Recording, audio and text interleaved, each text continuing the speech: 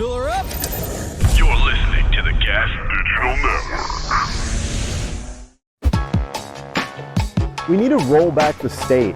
We spy on all of our own citizens. Our prisons are flooded with nonviolent drug offenders. If you want to know who America's next enemy is, look at who we're funding right now. Every single one of these problems are a result of government being way too big. You're listening to Part of the Problem on the Gas Digital Network. Here's your host, Dave Smith.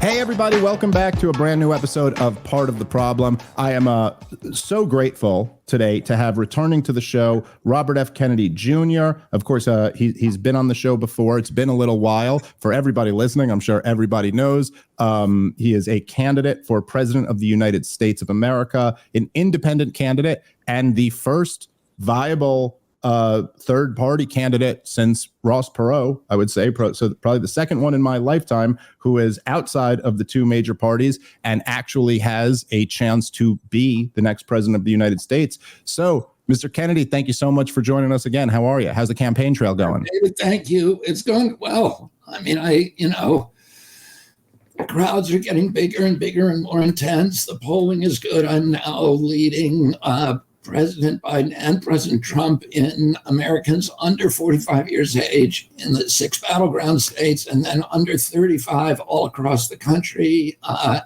leading in independents, which is the biggest. This is the first election in American history where independents are the biggest voting bloc, and then we're in a 3-way tie with Hispanic votes. I'm polling at 24%, and I think it was the Quinnipiac poll, which puts me only 10 points from victory, because all I need is 34, theoretically, to win the election, because it's winner take all. Yeah, right. Well, it changes things drastically when there's 3 viable candidates rather than 2, which is something we're very not used to seeing in American presidential politics. Of course, I mean, and I say this as a member of the Libertarian Party, who I wish we were always offering up a true contender, but the reality of the situation is that just hasn't been the landscape in American politics. As I mentioned, since really Ross Perot in 1992, I think was the last one, and in my lifetime, I think the only one. Yeah, and then why I heard that you were going to be the candidate for the Libertarian Party, which would have been very exciting. I'm glad I'm not running against you. That would be very formidable. You'd be the most formidable opponent I have. But what happened? Well, thank you, sir. I appreciate that. Yes, there were. I was considering it for a period of time. There were a lot of people in the Libertarian Party who wanted me to run. Ultimately, it just came down to kind of family decisions. I have 2 very little kids, and it just seemed like a little bit too much for me to take on right now. We went through a lot of things. My son had some serious health problems. All better now. He's doing great. But it was just a little bit too much of an undertaking for me in 2024. But maybe in 2028 we'll go head to head. Would you consider the vice presidency? Oh man. What are you trying to do to me? You're going to offer me a vice presidency on a Kennedy ticket? That's dangerous. I might end up being president or something like that. I have to actually, it'd probably be good insurance for you, because I'm no LBJ. I don't think they want to get you out of the way. Exactly why I want you. So that's it. You want me as your life insurance program. Okay. All right. You know what? Well played. You're a worse version of myself that nobody's going to want. Yeah. Okay. Well, there you go. Okay. So you know what? I might, in that case, I might consider it, but you got to give me something like my task has to be something very simple that I don't have to leave home from or home for, or something like that. So I don't know. Or I could be, listen, here's where we agree. I'll be in charge of your Ukrainian policy. So I'll take that role. Good. All right. So, all right. Well, I want to, first off, I really want to say that I really appreciate you coming on, and I appreciated you coming on the first time, but even more so this time. So as you know, and everybody who listens to this show knows, I was extremely interested in your campaign. There was a while there where I swear people listening to the show know almost every other episode of this show, it could have been called the Defending Bobby Kennedy podcast, because it was almost like every week there'd be a new attack on you in the media. And, you know, my producer and my co-host would be emailing me, what are we going to talk about today? And I'd be like, well, they're lying about Bobby again. So let's do a show about that. And your opposition to funding the proxy war in Ukraine, in this insane proxy war of choice on Russia's border, and especially just your deep knowledge of the history and what actually led to this conflict was just nothing short of heroic. Your criticism of the COVID regime and the COVID vaccine and the pharmaceutical industrial complex and the deep state and the neoconservative war machine, all of them I find to be nothing short of heroic. I am, however, deeply disappointed and frankly kind of dumbfounded by your position on Israel's war in Gaza. And I tweeted something to this effect, and you reached out to me immediately afterward and said you'd like to come on the show and discuss it. So that I have nothing but respect for. I think that's a truly noble response. And so I'm grateful that you've come on here. Let's talk about this a little bit, and maybe I can understand where you're coming from better. Maybe there's something that I'm missing. Let me start by asking you this. We are now, as a direct result of this conflict, we have Biden launching bombing campaigns against the Houthis. We've had 3 Americans who were just killed in Jordan. And the big topic on discussion right now is how Biden is going to respond. Of course, all of the hawks, which still permeate our political class, are all calling for war in Iran. Have you changed your position at all on this? Does the threat of a wider war give you pause on kind of the blank check support for Israel's war in Gaza, or are you still steadfast in we must support them till the end? No, I mean, let me give some context. First of all,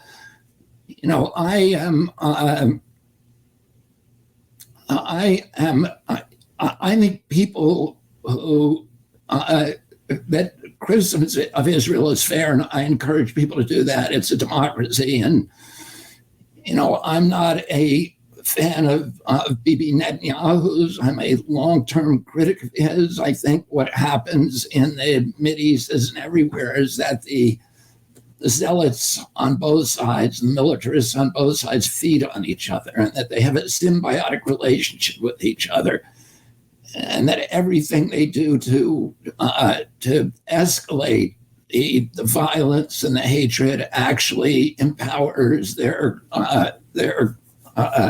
partner on the other side. And I think Netanyahu is in this very perverse partnership with Hamas. I'm a opponent of the Likud. I was a vocal protester against the so-called judicial reforms in Israel last summer. 20% of the people in Israel came out onto the street, one of the biggest demonstrations in the history of that nation. It has the best judiciary, the most humane judiciary in the world. I'm a lawyer and a constitutional lawyer, and I know there is no judiciary in the world that has taken the courageous positions that Israel's Supreme Court. And by the way, there are Palestinians on that court. And as there are Palestinians at every level of the Israeli judiciary. I oppose the settlements in the West Bank. They're illegal under Israeli law, and they're illegal under international law. And I'm generally opposed to wars. I'm not, I think there are just wars. Very few of the wars that we have fought, particularly in the last century, have been just. I would say World War II is alone in that category. My grandfather vigorously opposed World War I and lost a lot of his friendships during that period. And my uncle John Kennedy felt the same way. We should have never gotten involved in that war. And I feel the same way, that was a war of choice. World War II was not. It was a just war, in my view. We were attacked at Pearl Harbor, and we responded by declaring war on the Japanese and their allies in the Axis power. And Hitler was a disease and Nazism that had to be eradicated. and there would be no peace in the world until Germany was denazified. In fact, at Casablanca, Roosevelt and Churchill had a big fight about it because Roosevelt had made the announcement during Casablanca without checking with Churchill, demanding an unconditional surrender, which meant denazification and the elimination of Hitler. And Churchill got furious at him because he said that's going to cause every German to fight until the last man. And Roosevelt said there will never be any peace until we denazify. And that objective cost 2 million German civilians their lives. So we killed 2 million German civilians in order to destroy Hitler and denazify the government. And as a result of that, we did the same thing in Japan. We had mass destruction of civilians, including bombs, atomic bombs on their cities, which you can argue, a lot of people argue we should not have done. And I think that those arguments have a lot of merit. But the fact is, we did it. And as a result of that, of demilitarizing Japan and denazifying Germany, those countries became two of the richest countries in the world. Germany is the richest country and most powerful country in Europe. And Japan, until the rise of China, was by far the wealthiest country in Asia. Both of them were very, very close allies of the United States. They shared our values. They were friends they've been long-term friends with us, but it required at the outset that we make that profound sacrifice, which included the butchery of millions of people who were innocent. Oh, I see Gaza in the same way, Dave. I'm pro-Palestinian. I want the best for the Palestinian people. I believe in a two-state solution, which Netanyahu does not. I believe that the Palestinians, I have great friendships among the Palestinians. And by the way, I'll say this. A Palestinian pled guilty to the murder of my father. Mm-hmm. And there was a lot of evidence that he had killed my father. He was certainly part of the ambush that killed my father. And then that was in 1968. And my family wrote a letter to Judge Walker at that time, pleading with the judge not to give Sirhan the death penalty, even though everybody in my family believed that he had killed my father. And then in 1971, my elder brother Joe, who was older than me by 1 year, was hijacked by Palestinian terrorists and who demanded the release of Sirhan. And his plane was landed in the desert in Yemen and then blown up and burned. And luckily, my brother was released. But, I have plenty of reason if I wanted to hold a grudge against Palestinians. But for the past 10 years, I've worked hard and soul to get Sirhan out of prison for two reasons. One, I believe that he served more time than he was sentenced to. And that he served the parole board. Let's put it this way. The parole board has said that he should be released. That he posed no threat. And the other is, the evidence that I found that that the bullets that he fired, although he did fire bullets at my father, those were not the ones that killed my dad. I believe in justice for whoever it is. And I've worked, I've been to Ramallah, I've been to the West Bank, I have friends in Gaza, I've met with the Palestinian Authority leadership. I've met with Palestinians all over. In fact, one of my groups, the Jordan River Keeper, it was the only group in Israel that had Palestinians on its board, Jordanians and Israeli Jews. I understand the issues that affect the Palestinians. I want them to live lives of happiness, prosperity, dignity, and freedom and sovereignty. I do not believe that can happen as long as Hamas is in charge. And I believe Hamas is very much akin to the Nazi problem, that until they are eradicated, that Palestinians will not have a chance to live in the kind of prosperity that they deserve. And that over the long term, people have to understand that this was the fifth attack.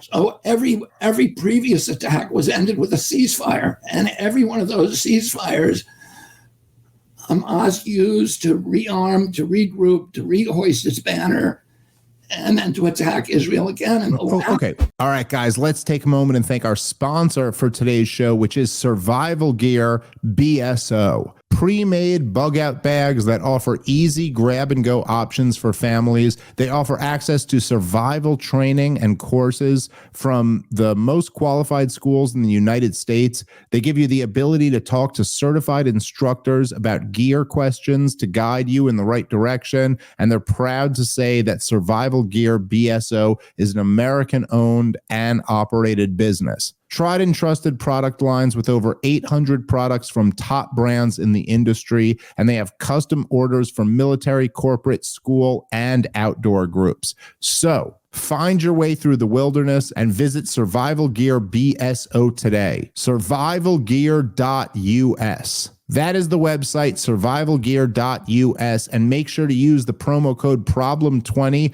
Once again, that's survivalgear.us, and the promo code is PROBLEM20 for 20% off your entire order. All right, let's get back into the show. Okay, well, let me respond to some of this, because I think that, look, the examples of Germany and Japan, where quite frankly, what we did was indiscriminately slaughter their civilian population in World War II, the biggest bloodbath in human history. It is absolutely true that after that was done, we pulled them back into the global world order, into the liberal world order. And that, listen, despite we could spend 3 hours talking about World War II, but I will say, okay, that is quite an accomplishment. It's also the accomplishment that almost every hawk and every neocon looks to as an example for why this is going to work and why we can go overthrow this government, why we can go start a war here. Believe, as we all know, and you yourself know as well as anyone, this was used over and over again for the justification of the war in Iraq. And of course, back then, Saddam Hussein was Hitler, Muammar Gaddafi was Hitler, Bashar al-Assad was Hitler.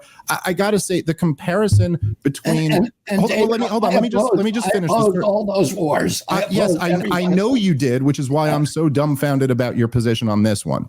To compare the Nazi problem to the Hamas problem, the Nazis ruled from France to Poland. They had almost all of Europe taken over and were then going after England and Russia. Hamas doesn't even rule Gaza. They're the toughest gang in an Israeli prison. So to compare these two as if there's any, anywhere near the same threat to the civilized world is just the comparison falls immediately. And on top of that, if you want to say that, well, we want the Palestinians to live these great lives, and the reason they can't do that is because of Hamas, well, that certainly doesn't seem to be the reason in the West Bank. And the Palestinians have, since 1967, lived under totalitarianism. And it's just totally inexcusable. There's just no justification for it. Israel won a war in 1967. I'm glad you admitted that the settlements are illegal under international law. It's also illegal under international law to gain territory through war. Israel gained the West Bank and Gaza through war. They have absolutely no legal claim on these territories, and no moral claim on these territories for that matter either. There's nothing there, and they've held them since 1967. Now, yes, it is true that the resistance movements against them have taken some ugly forms, and Hamas, who of course, as you also know well, has been supported and propped up by Israel throughout the years.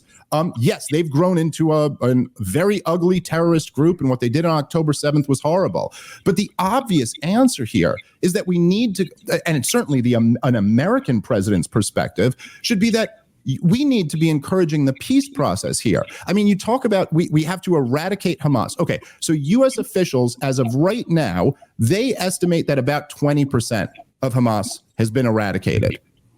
Right now, 50% of the homes in Gaza have been destroyed. So what are we going to do? Destroy all of them?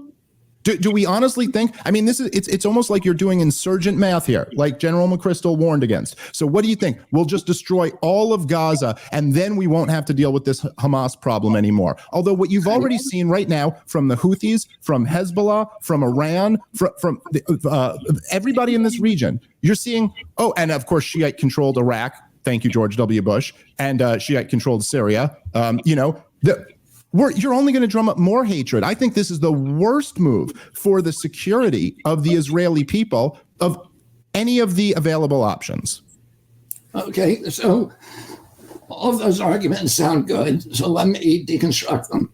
Mm-hmm. First of all, I was not comparing the Hamas, the threat of Hamas as a global threat to the Nazis. That's not where they're similar.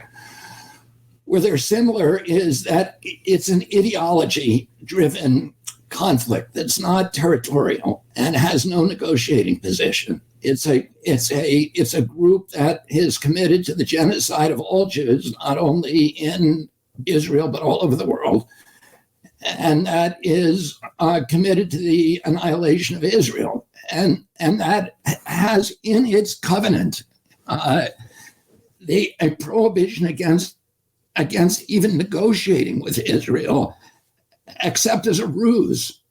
So their covenant says that's a violation, it's a sin against Islamic law to even negotiate with Israel. So the big question I have, that I would have for you, and I'll ask it at the end, is what is your path to peace? Is it, the people who are demanding a temporary, an unconditional ceasefire are leaving the hostages there. They're leaving. Hamas is firing hundreds of missiles a day onto Tel Aviv. People say that Gaza is one of the most densely populated places in the world. That's not true. Tel Aviv has twice the population density, and they're firing hundreds of missiles a day. How is Israel supposed to stop that? They fired 30,000 missiles between 2006 and October 7th, and they fired 10,500 since October 7th.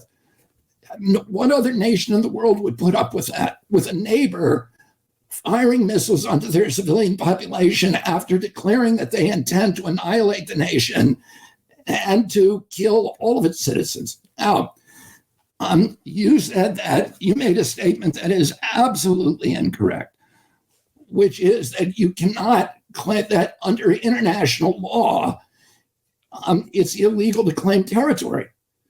And you won in a war. No, to acquire territory through war. If you are fighting a defensive war, it is absolutely legal. And I can name you 100 precedents to take land that was used to launch a war against you. And that is strategically important to your country. After Germans attacked us, do you think we broke up Germany? Yes, we did. We removed the Sudetenland. We gave it to Czechoslovakia. We broke up the entire Ottoman Empire, which was and we took all of it, 100% of their territory, and we gave it to people. We invented new. Hold on, you're talking about before international law. After World War I, we created 22 new nations. After World War II, we created 122. Yes, but as you know, sir, cutting up territory, slicing and dicing, and we did that because international law allows, particularly when you're fighting a defensive war, to claim strategic land that was used against you. Okay, let me just respond to a couple things there, because as you know, sir, if you're talking about World War I, well, this is before all of these international laws were put into effect, which were a response to World War II. So that is a little bit after World War II. Yes, but I'm just saying, as far as the portion of World War I goes, there's that. But number two, is your claim that the 1967 war was a defensive war and therefore it's okay? Because look, Menachem, 1967 war. Yes. Well, then I would say, the 1967 war was a defensive war because Israel made clear, and Egypt understood this, that closing the straits was an existential threat to Israel. Okay. Well, Menachem Begin himself said that it was a war of choice and that we did not know for sure that the war was necessary. We chose to launch that war. Now, he goes on to defend it, of course, because Menachem Begin is a terrorist, and he's fine with that. And by the way, I don't say that as a pejorative term. The guy was literally a self-described terrorist who committed many acts of terrorism. But I'm sorry, pre-creation of Israel, not just the post-creation of Israel. And he's the founder of the Likud party. But even like the most hardcore Zionists like Ben Shapiro or Dennis Prager, they all refer to it as a preemptive war. Look, I don't even necessarily care. It was preemptive. It was preemptive because Egypt announced that it was going to close the straits, and Israel knew that if they did that, and they didn't attack Egypt's air force while it was still on the ground, that Israel would be destroyed. So they made a choice against an existential threat. So let's say they're justified. By the way, put this in context of the 48 war. They refused to sign it. All of these 8 nations refused to sign a peace agreement after 48 war, recognizing Israel's existence. So that war essentially was continuing. And it continued again. There was another preemptive war by the Arabs alone, surprise war in 1973.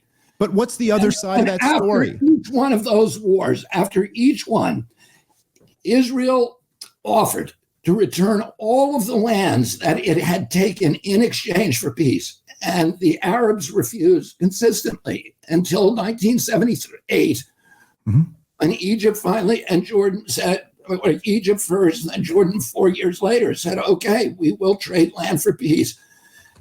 And they did it. But the Palestinians have never done that. Oh, well, okay, hold on. They've offered it again and again. They've been offered the pre-67 borders in 2001 by Ehud Barak and by Olmert in 2008. They were the return of all of their land in exchange for peace. And Mahmoud Abbas refused to utter the words that Israel has a right to exist as a Jewish nation. He would not say those words. And in 2001, Yasser Arafat walked away from what, Prince Bandar called heartbreaking concessions. And you're shaking your head because you have a different view of history. But here's the thing, is if you read the article that Bassem Eid did this week in Newsweek, who was the leading human rights activist in the West Bank, his chronicle of history is identical to what I just told you. So, and he is an Arab Palestinian lover and activist. And you can say, well, I have a different, history, and you and I can go back and forth on our different recountations of history for the next 10 hours. It's not going to get anywhere. So all I'd say to you is respect that my view of history is what I believe from extensive investigation that I believe is objective. I read both sides. Sir, but I'm sorry, but it's not. No, but it's not. You believe that your recounting of those, peace agreements and why they fell apart. I can show you chapter and verse about that supports my position on it. And you can show me, quotes from Menachem Begin that disagree. But sir, this is almost like if somebody was saying that, because as we discussed last time we were on the podcast, the whole history of the run up to this war in Ukraine. And if somebody is just saying like, no, none of that's true. NATO never encroached on Vladimir Putin. They were never talking about bringing Ukraine into NATO. It was just that Vladimir Putin wants to reconstruct the Soviet Union. And they can say, well, I have my history and you have yours, but I'm sorry. There's an objective reality to this. Well, let me just, history, I'm happy to sit here. Well, look, I'll just go through a little bit and just very quickly to some of the stuff that you just said right there, right? So there is obviously, and I don't know why I see this a lot. Look, I'm not against giving the pro-Israeli side of this also. But it just seems like whenever I hear you talk about this, you're ignoring the whole other half of it. Like just talking about how in 1948, these other Arab nations wouldn't agree to recognize Israel. It's like, yeah, but why is that? Like what happened throughout 1947 and 1948? Look, the UN partition, the General Assembly in the United Nations had no authority to create nations. They put a recommendation, a partition recommendation where that gave the Zionists 56% of the land and the Palestinians 44% of the land. And this was by no argument fair. There is nobody who could possibly argue that either the Jewish population or the Jewish percentage of land owned justified them getting 56% of the land. But the Jews immediately started violently evicting Palestinians out of their side of the partition. And okay, where in 1948, when the other Arab nations finally invaded, almost none of the fighting was done on the Jewish side of the partition. It was almost all done on the Palestinian side of that partition because the Zionists had already moved well beyond what the UN gave them. And then after that, they took about 78% of the land. And then after 67, they essentially took the rest. Now, your point about Camp David 1, that is, when you're talking about Camp David in the late 1970s, I understand this is what all, and believe me, I'm Jewish. I've grown up around this. I'm so well versed in the pro-Israel point of view here. But it's funny that people always go, look, Israel was happy to give land for peace. And okay, that's one way to look at it. Another way to look at it is that they got peace.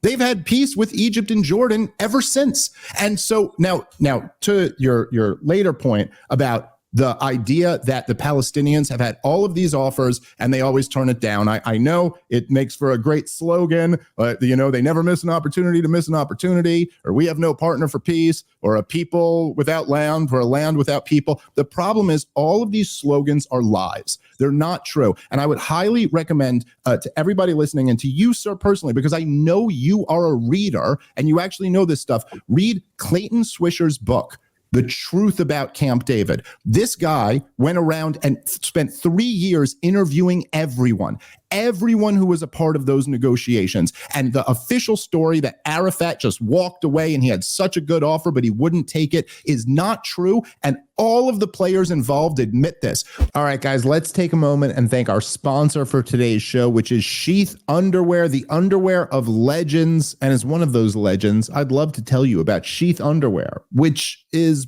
by far the most comfortable underwear I've ever owned in my life. The best pair of boxer briefs that you will ever put on your body. You will get them at sheathunderwear.com. Sheath Underwear has been a loyal sponsor of this show for over 3 years. And I got to tell you, they sent me a couple pairs of underwear when they first signed up over 3 years ago.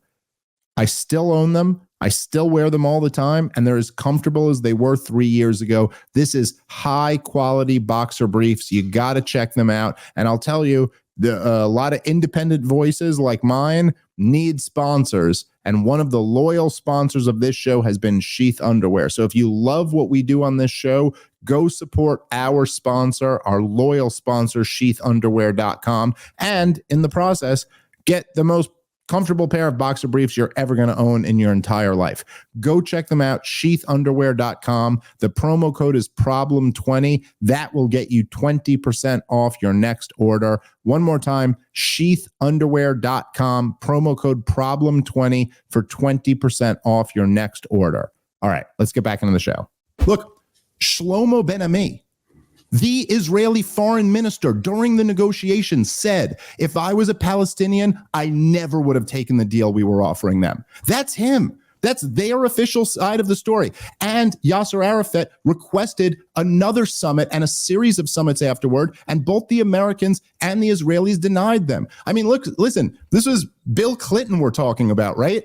This isn't like, some perfect angel. And all that stuff that we've agreed on with NATO expansion in Europe and how wrong Bill Clinton was for all of that. He also got this one wrong. So I'm not saying you have to completely, reinvent who you define yourself as, but it's just simply, look, believe me, I'm Jewish. I wish the Israeli side of this was just as true as it is, so I could just take that position and I wouldn't have to have all the personal heartaches that I have. The same way everything you've gone through with the positions you've taken that have been very difficult personally and like within family, believe me, that's where I am with this position between Israel and Palestine. But the reality is that even if you were right and they offered him everything, even though that doesn't sound right, that they offered him everything and they kept turning it down, that offer, it's not Israel's to give.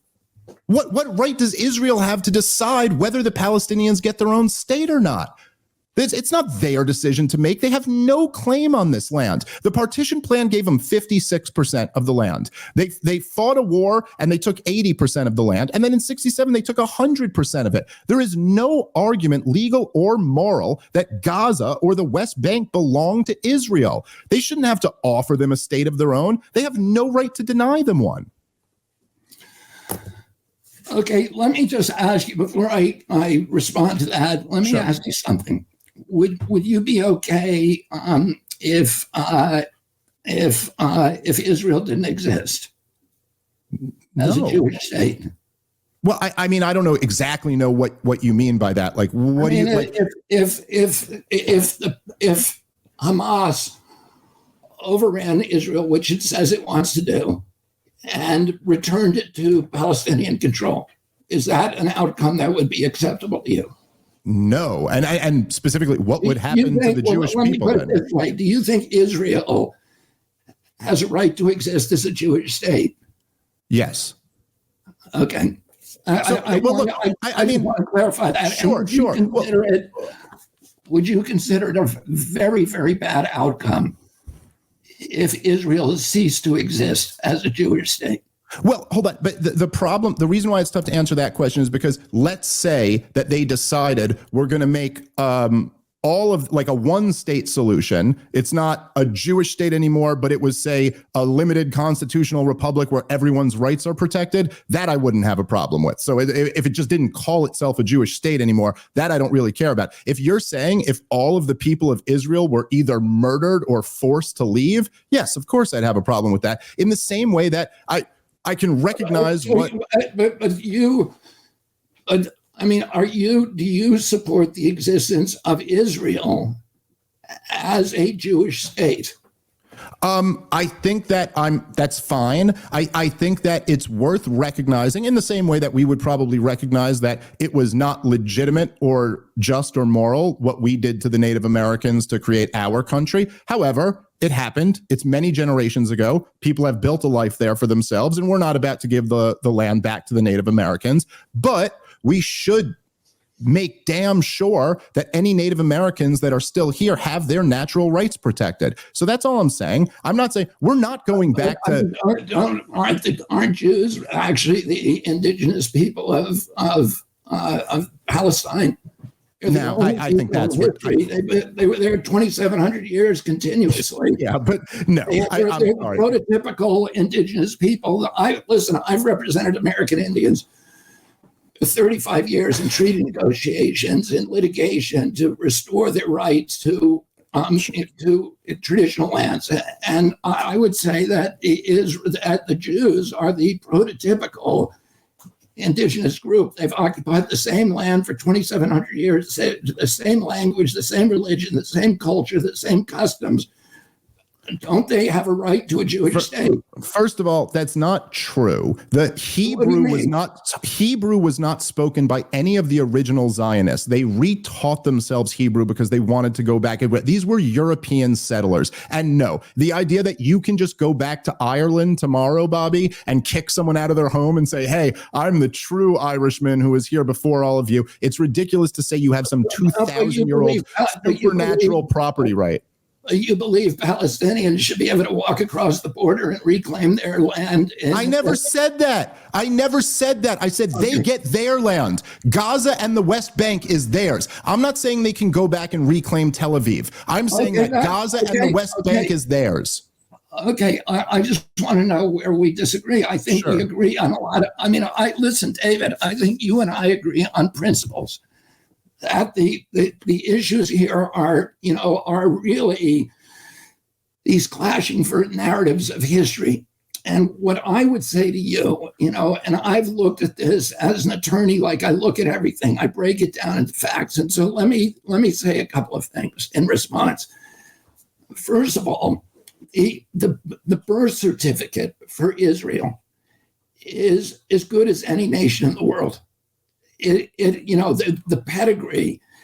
It was voted on by the League of Nations. First of all, the Ottoman Empire lost a war. When you lose a war, there are consequences. The Ottoman Empire ceased to exist. The Balfour Declaration and the League of Nations said, okay, here's what we should do with the Ottoman Empire. We should give it to its indigenous people to rule, carve it up, and give each indigenous group their own land to rule. So then the empire is no longer ruling it. Britain was given the Palestinian mandate to partition. Now there are two races in Palestine, and one of them is Jewish, and one of them is Arab.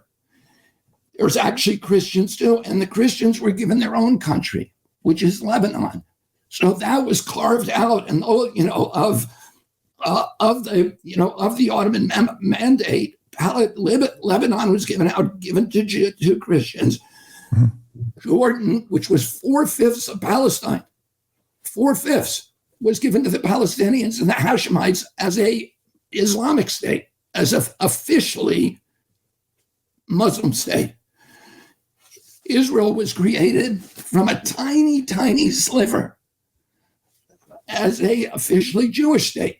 Israel, by the way, there are 27 states in the region that all have official religions. There's 41 countries in the world that have official religions. There are Muslim countries, there are Buddhist countries, there are Hindu countries, there are Christian countries officially, and those countries all have rules that diminish the rights of minority religions.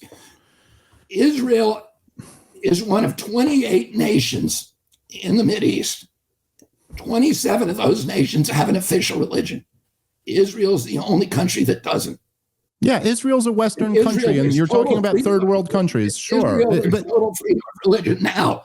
But these just seem like talking points. I'm not arguing any of that. Well, no, because you're saying the state of Israel, you're questioning its existence, and nobody does that. No, Bobby, I feel like you're prepared to argue with somebody else, and this is not what I'm saying. What I'm saying, you dragged us into this, David. Come on. No, I don't have an issue with them being.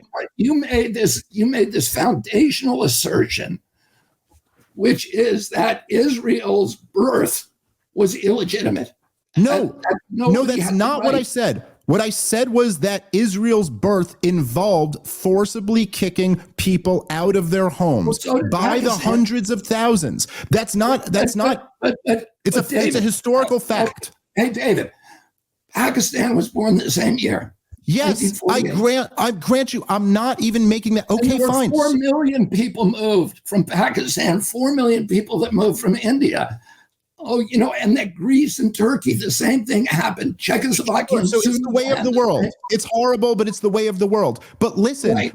And by the way, in November of this year, 176,000 Afghans were expelled from Pakistan. Nobody didn't make a ripple. They were legally there, and they were just suddenly expelled.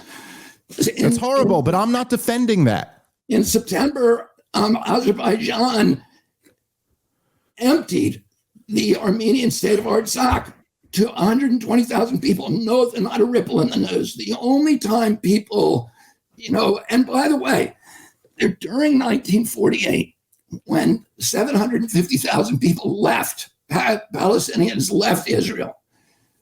Why did they leave? They left. Well, many of them left because they had their villages ransacked and people were slaughtered and they were force marched out. And then many others left because they had heard the rumors of what was going on in these other villages. And then some of them left just because a war was breaking out and they wanted to flee and return to their homes later. But do you deny that there was huge numbers of them who were violently evicted?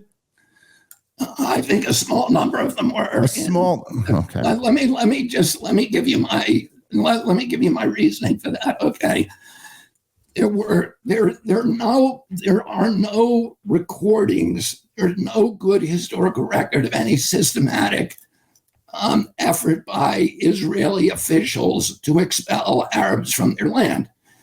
Now, yeah, but there's records of all of the Jewish militias doing it. But right. This is the Benny Johnson cop-out. There's no official directive. By the way, this is also what Holocaust deniers say about the Holocaust. You can't find the official order.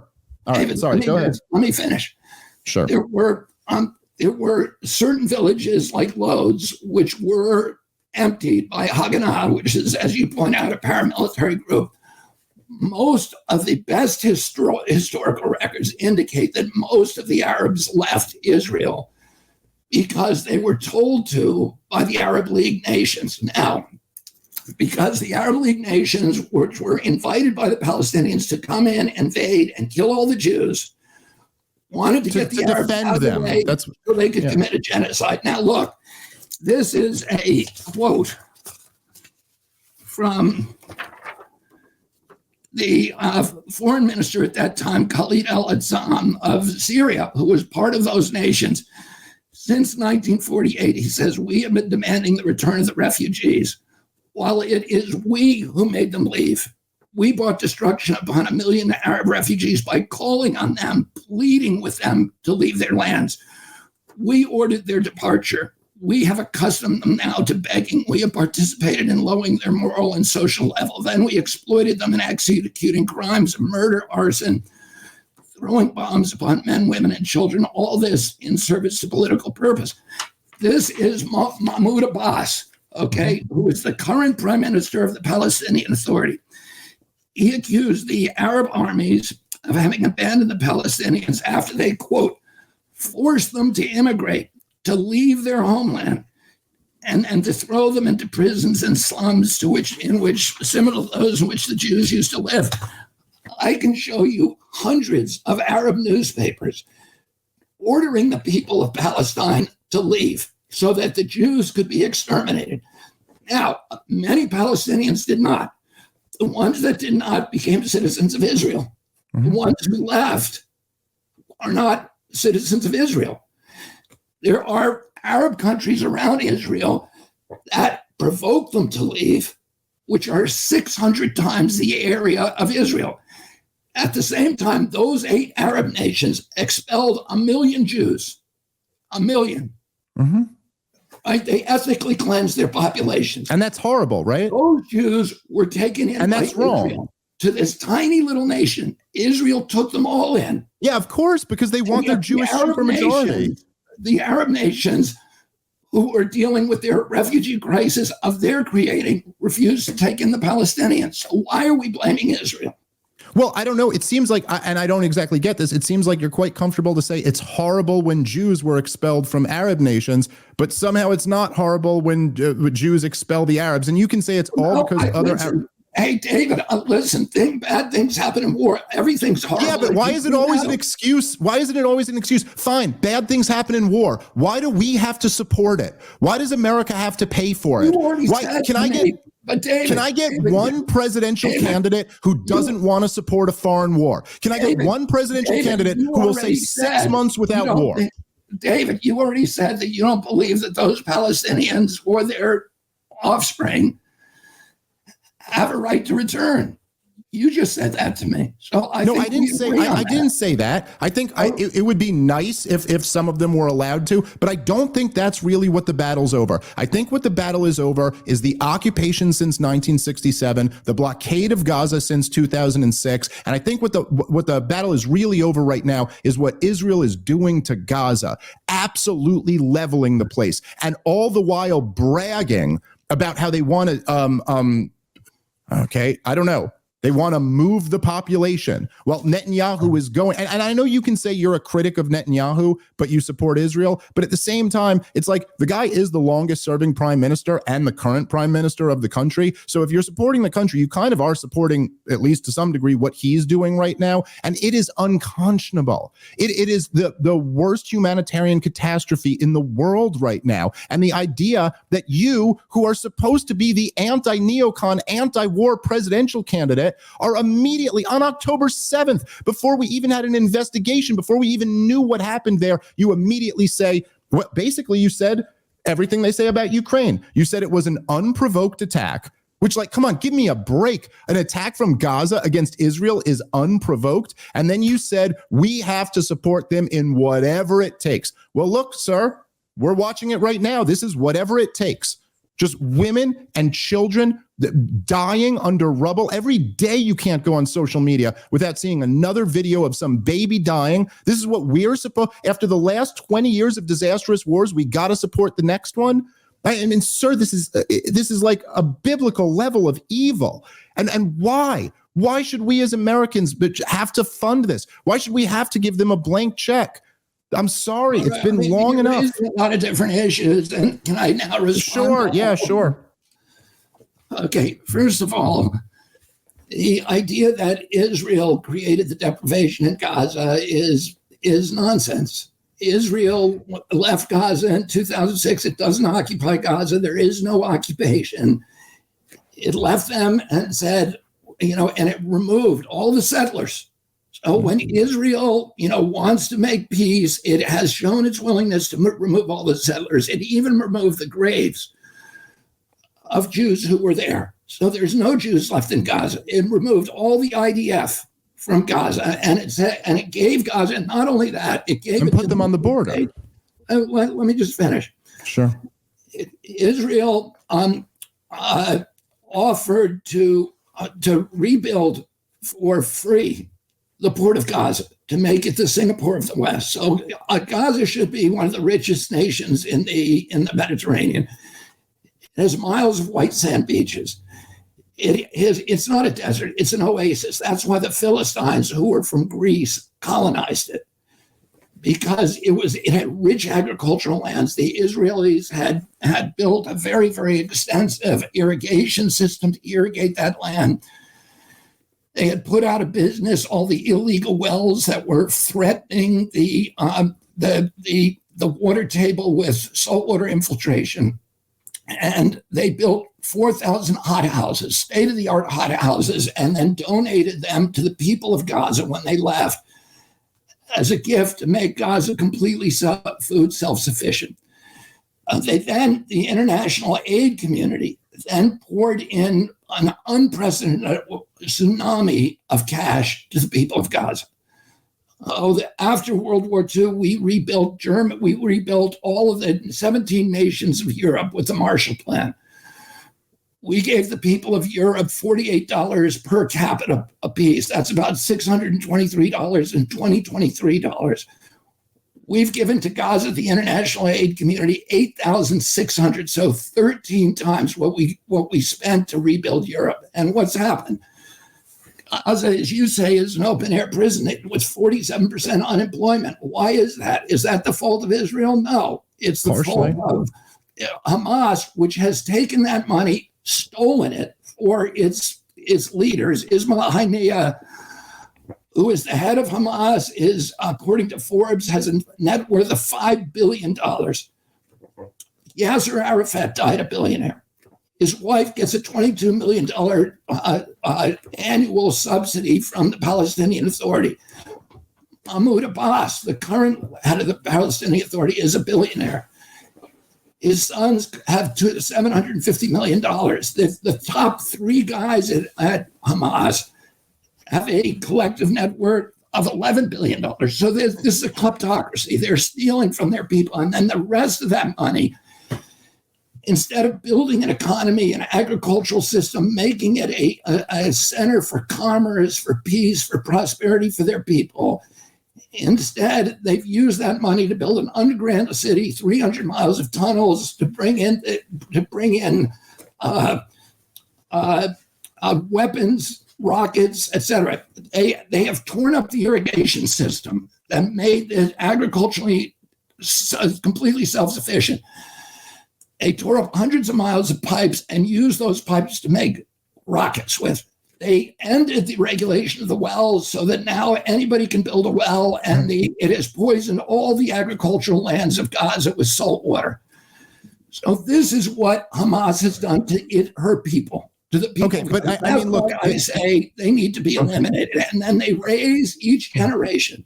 The question isn't nobody. Let me Listen, finish with the biggest aspiration that they can have to kill a Jew. The strap on, they make kiddie suicide vests. They indoctrinate them from kindergarten. This is and Israel did not put up the barriers until they started. There was an open border there for many, many years throughout the 70s. Israel only put up the wall when commandos started coming over and butchering Israelis. So you're talking about back when the IDF was occupying Gaza, you're saying they didn't have the wall up yet. Okay. The asymmetry here. Hold on. You're talking. No, because you're blaming that Israel for creating an open air prison, and that's baloney. It is total baloney.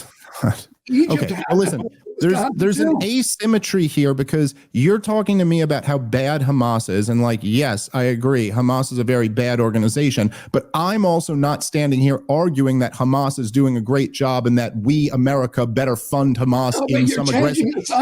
Hold on. You made an assertion. No.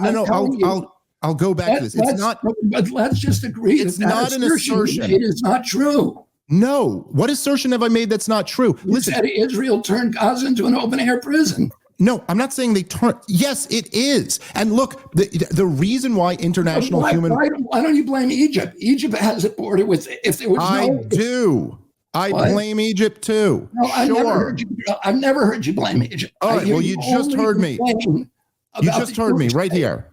Okay. Well, you just heard me. That's fine that you've never heard me. I've been highly critical of Egypt, and I think we should cut off foreign aid to them as well. But the fact is that I am not sitting here arguing that we ought to support Hamas financially in their aggressive war towards the people of Israel. But you are arguing that we ought to financially support Israel in their war against the people of Gaza. So, the reason why international human rights groups like Human Rights Watch, like Amnesty International, said that the occupation never ended in 2005 is because, as Sheldon Richman put it, essentially they had all of the prison guards leave the prison and surround the prison. And then they went, look, we freed all the people in the prison.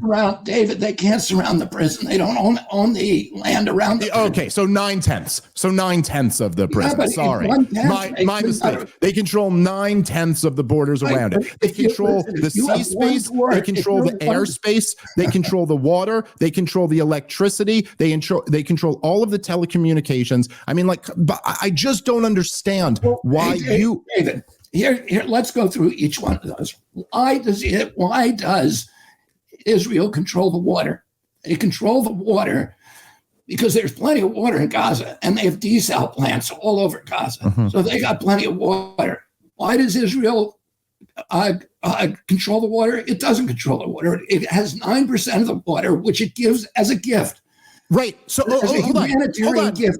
Bobby, very quickly, because I don't want to go too long here. If they don't control the water, how was it on October 8th they turned the water off?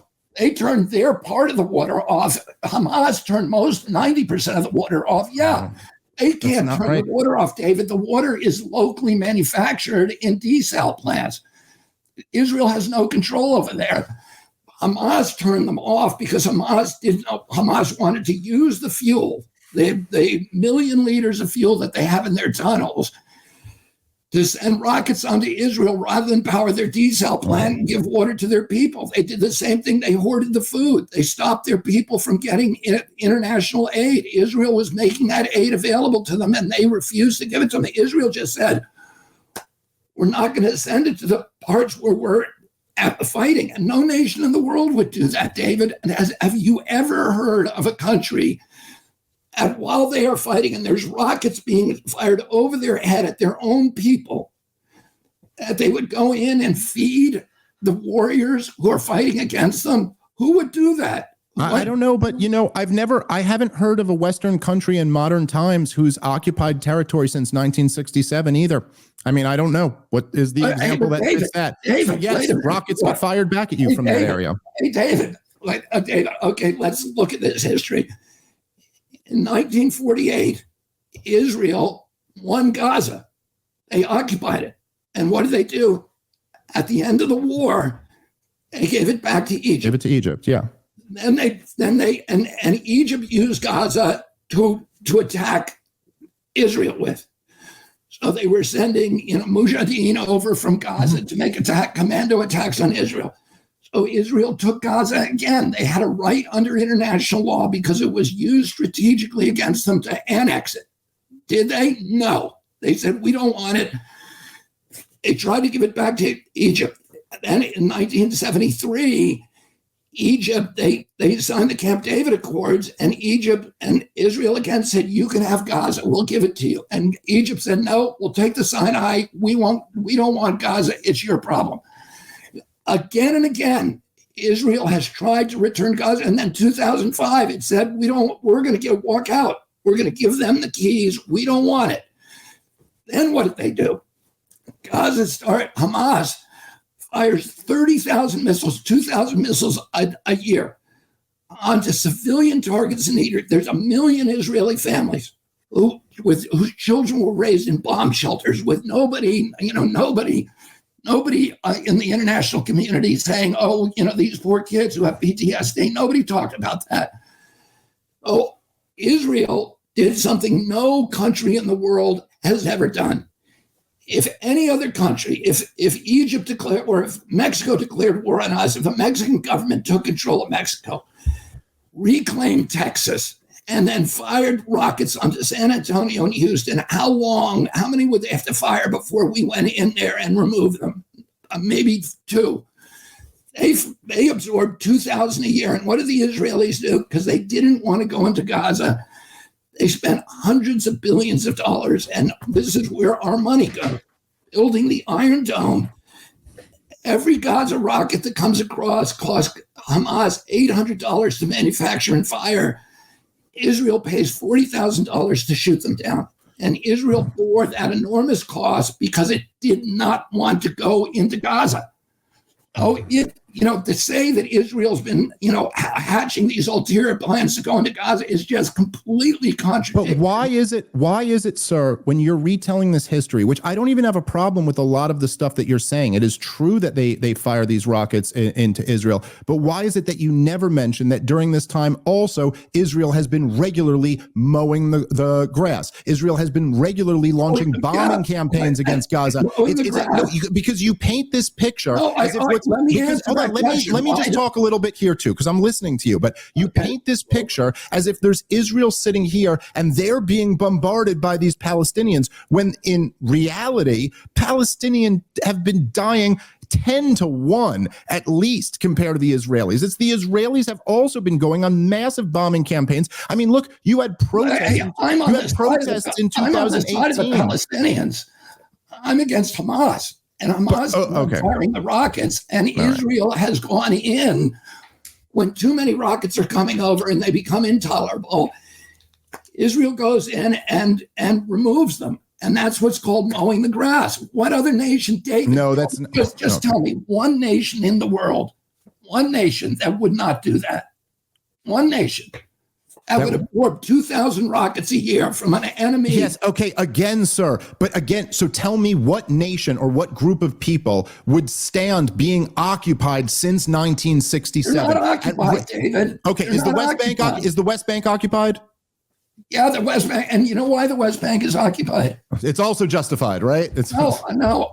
The West Bank is not occupied to protect Israel. The West Bank is occupied to protect the Palestinian Authority, because if the Israelis left the West Bank, Mahmoud Abbas would be overthrown overnight, and who would be in charge with the West Bank? Hamas. Is that sure. to you an acceptable outcome?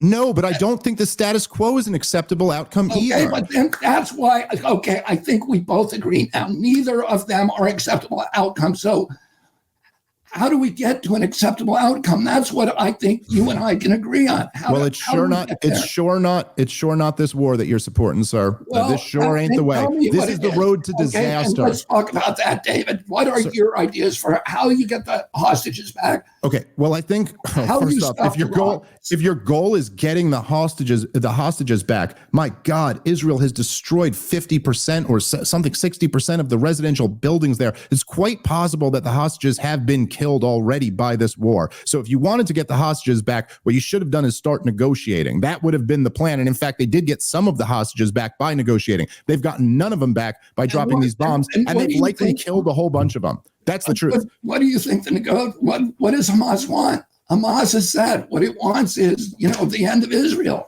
Well, at different times they've said that. At certain points, they've also said that they would accept 1967 borders. So it would have been great if Israel had taken them up on that when they said it. Let me just ask you. Let me ask you this: in 2008 and 2001, and they refused. All right, guys, let's take a moment and thank our sponsor for today's show, which is ZBiotics. ZBiotics Pre-Alcohol Probiotic is the world's first genetically engineered probiotic. It was invented by PhD scientists to tackle rough mornings after drinking. So here's how it works. When you drink, alcohol gets converted into a toxic byproduct in the gut. It's this byproduct and not dehydration that's to blame for your rough next morning. ZBiotics produces an enzyme to break this byproduct down. It's designed to work like your liver, but in your gut, where you need it most. Just remember to drink ZBiotics before drinking alcohol, drink responsibly, and get a good night's sleep to feel your best tomorrow. Give ZBiotics a try for yourself. Go to zbiotics.com/POTP. That will get you 15% off your first order when you use the code POTP at checkout. ZBiotics is backed with a 100% money-back guarantee, so if you're unsatisfied for any reason, they'll refund your money, no questions asked. Remember to head to zbiotics.com/POTP and use the promo code POTP at checkout for 15% off. And thanks to ZBiotics for supporting this episode. All right, let's get back into the show. Do you have, I don't agree with that, but okay. Do you have concerns about the level of Israeli influence in our politics here in the United States of America?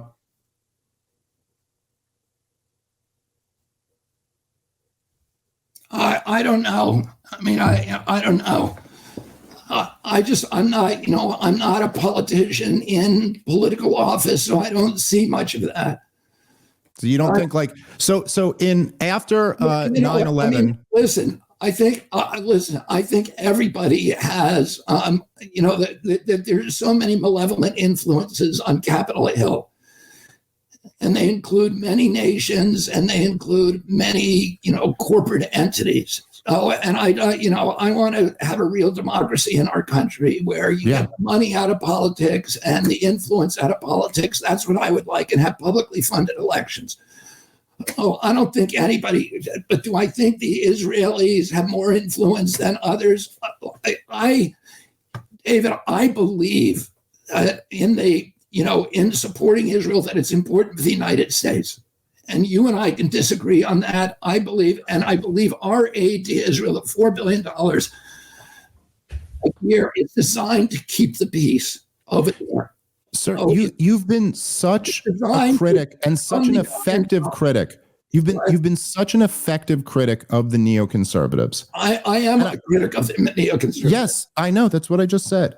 But you know that these two issues are so intertwined. And I know you know that because I know you know this stuff. But look, the report. I mean, David, again, I would vote for World War II. Right? I would not vote for any other war. The neocons vote for every war. But you're voting for this war. The opposition to the Afghan war, to the Iraq war, to Panama. Oh, okay, fine, but Vietnam. Listen, I was okay, fine, but this is all I'm saying. Vietnam. So all these wars. Look. But I'm just saying, I don't want to live in a world where I think it would be bad for our country. It would be bad for the world to eliminate the only democracy in the Middle East. they're not really a democracy if you include the West Bank in there, are they? I mean, you can say they're not occupying. Israel wants to give the West Bank back. All they're asking for is a recognition, which no Palestinian official has ever made. Fine. Recognition that Israel has a right to exist as a Jewish state. That's all they wanted. Okay. Well, you add in a Jewish state. Yasser Arafat recognized the right to exist under 1967. Not as a Jewish state.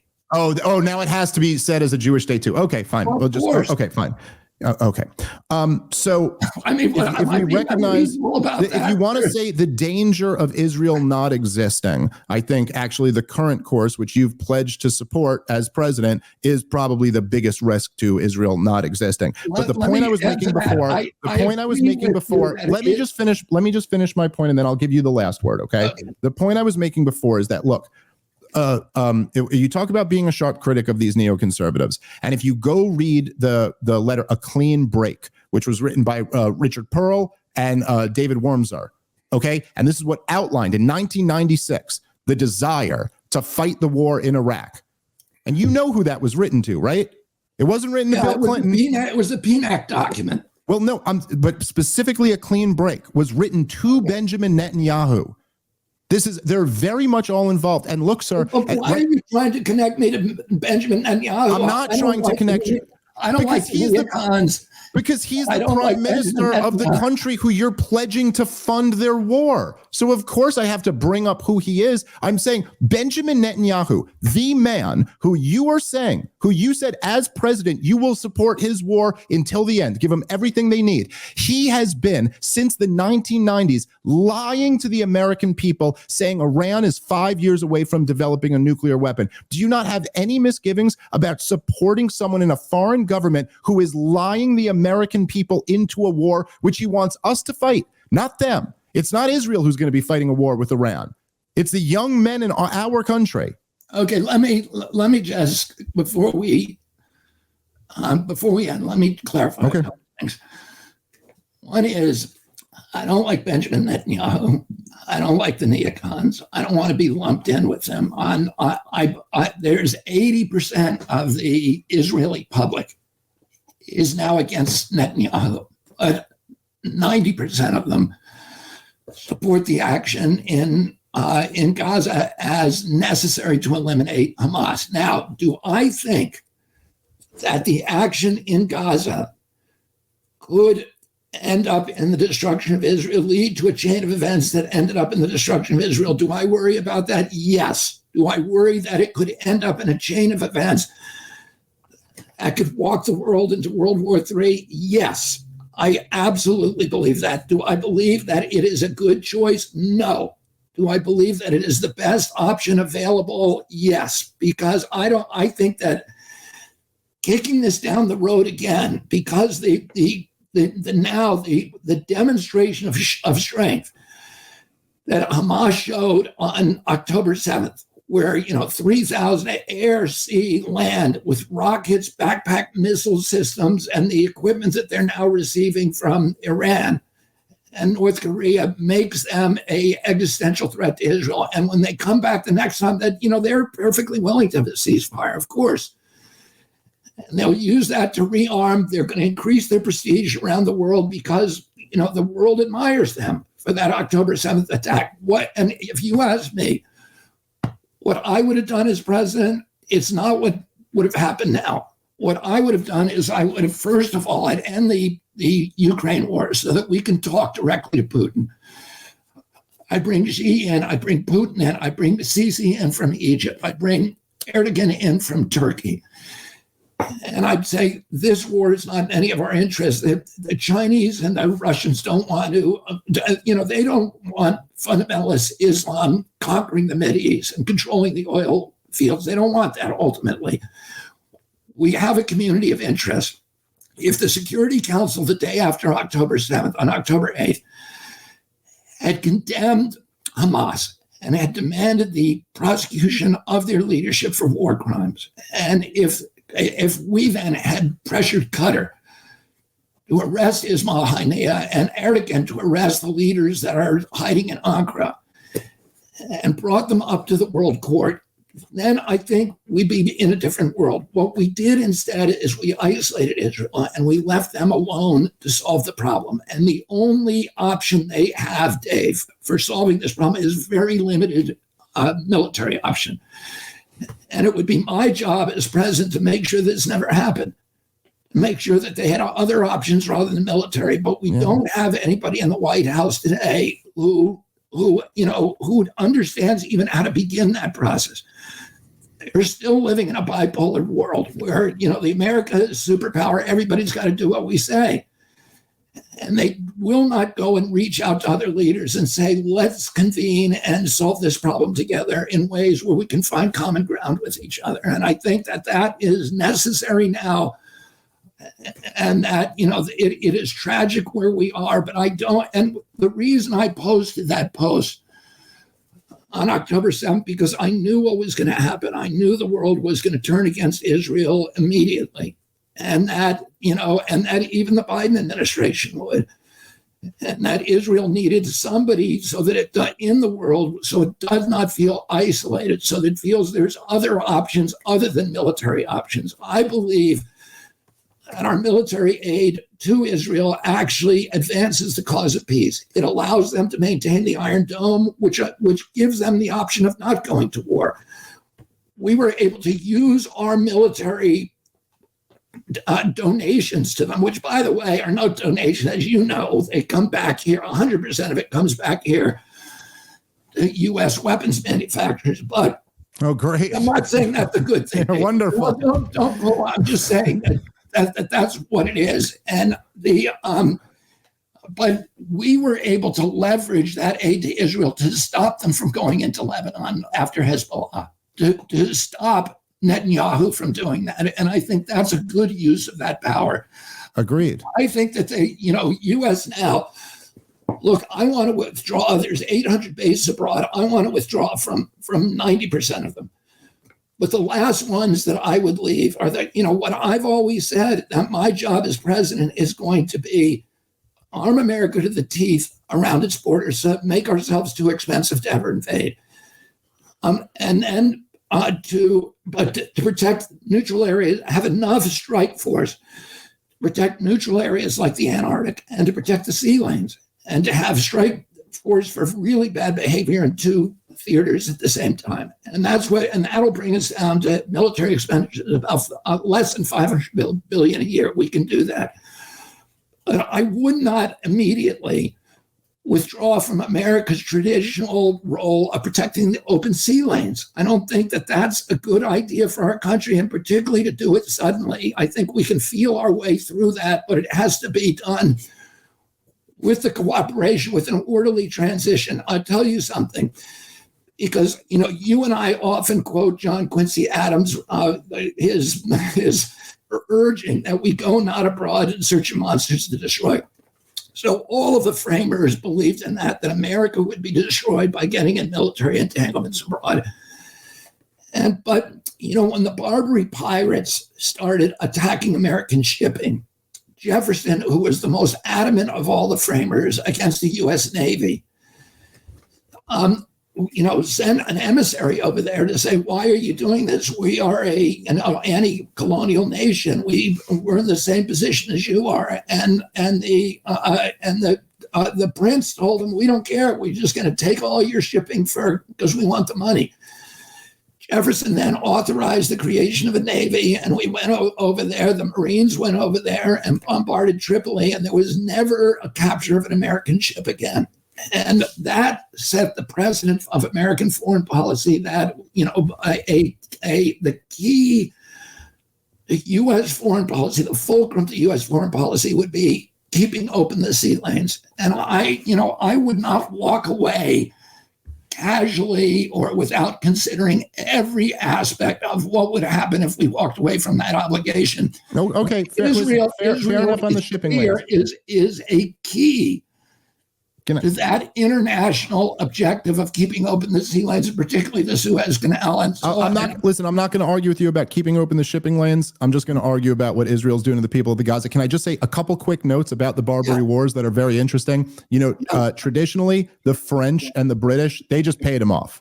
That was their way of dealing with the Barbary pirates. They were like, just pay him the money. And they advised Jefferson. They're like, just pay him. But Jefferson had his principles, and he's Thomas Jefferson. So he's like, no man has a right to extort money from me. So he built up the Navy, and he went over there, and he fought this war against them. And the cost was so much greater than it would have been to just pay them off. And number two, if you want to talk about precedents that were set during the Barbary Wars, Thomas Jefferson launched the first military action without a declaration of war from the Congress. And it was Thomas Jefferson. It was the author of the Declaration of Independence who did it. And so I could also argue there were some pretty bad historical precedents set by that. Listen, the argument about the shipping lanes aside, sir, point taken. I don't think this is going to age well. I just think that there's a reason why the entire world is turning on Israel right now. And for the record, I love Israel. I'm not against Israel. I'm Jewish. I have a lot of family connections to Israel. I think Israel is a cool country, and they've pulled off something amazing. They've done something really incredible. They created a country that's a great place to live. And the truth is that if you are an Arab in the Middle East, the best place to live is in Israel. As long as you're a citizen. Yeah. The best place to live is not in Palestine. But in the same way that America is a great country and that America is a way better place to live than Saddam Hussein's Iraq, that doesn't mean what we did to Iraq was okay. And that doesn't mean that we weren't the bad guys in this fight. And I think you're not putting me in that bucket, I hope, because I know you don't support the war in Iraq. I'm just saying you're so great on Iraq, and you're so great on Ukraine, and you're so great on the vaccine. Why can't you just be great on this too, Bobby? That's what I'm saying to you. Because it doesn't make sense to me. I could do, but I just think it's wrong. But I just as a footnote, I know you agree with me on this. I think that Gaza happened because as a direct result of us overthrowing Saddam Hussein, and it allowed, we overthrew him and not realizing that he was keeping in check the Shia majority in Iraq, and the result was that. And I want to say one other thing because of what happened in Turkey, because I think you and what happened in Jordan this week, because I think you and I will agree on this. When we had funded Saddam Hussein and supported him in his war against Iran, which killed 1 million people, but he was the primary bulwark against Iranian expansion in the region. Right. He was a key ally of ours, and Donald Rumsfeld and George Bush gave him permission to go into Kuwait because they were sucking his oil out from under his fields. And he said, he went over there and said, I'm going to go in there. And they said, okay. And then he went in there and they said, oh, we're horrified. We got to go to war against them. We destroyed him and we created ISIS. ISIS was the Sunnis who were with Saddam, who were fighting the Shias and now are thrown out of their own country. So we now have this, I think it is a catastrophic tactical decision. We've put these bases in Syria and Iraq. Iraq wants us out. The parliament voted us to get out.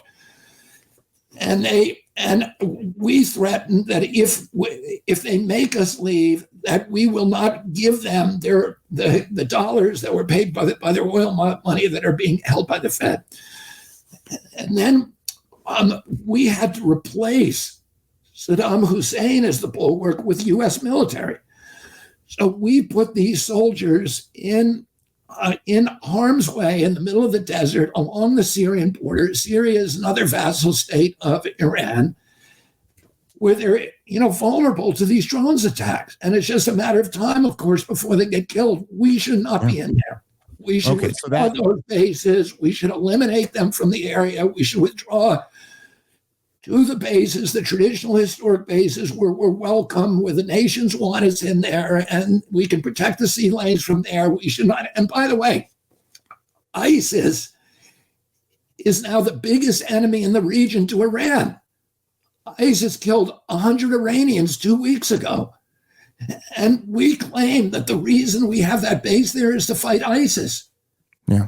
So, it is. Look, it is that is insane what we're doing there. That is somewhere where we can certainly find an area of agreement. Get all of our troops out of those regions where they never should have been before. I would just take it one step further and do what Colin Powell wanted to do after 9/11. What Michael Schormer, the CIA head of the Bin Laden unit, said, which is that also we got to get out of supporting Israel, what they do to the Palestinians. But we'll agree to disagree on that. Listen, sir, I will say I very much respect you coming on to go back and forth with me, and I do appreciate that very much. So please let people know where they can support you on the campaign trail and anything else that you want to mention to my listeners. I mean, people can come. I got to get 1 million signatures, Kennedy24.com. And David, I enjoy talking with you. I respect you. I know that you believe in what you say. You're very well researched. You're one of the best informed people that I know of. You make the best defense of this that anybody that I've ever heard of your position. I think you're wrong on it. I respect you, though. I respect you for holding that position, and I know that it's heartfelt. And for me, it is not an easy decision. I believe I'm on the right side of it, but I also see the jeopardy of it. I see the peril. And I don't like being in the same camp on this particular issue with people like Netanyahu and the neocons. I don't like that at all. But I think ultimately my position is the correct one. But, it's not an easy one because, we could be walking into World War III. Yeah. Anyway, thank you for having me on, and thank you for having this kind of congenial discussion, which is what we all ought to be doing everywhere across our country, being able to have well-informed talks about, difficult issues and still be able to love each other as Americans.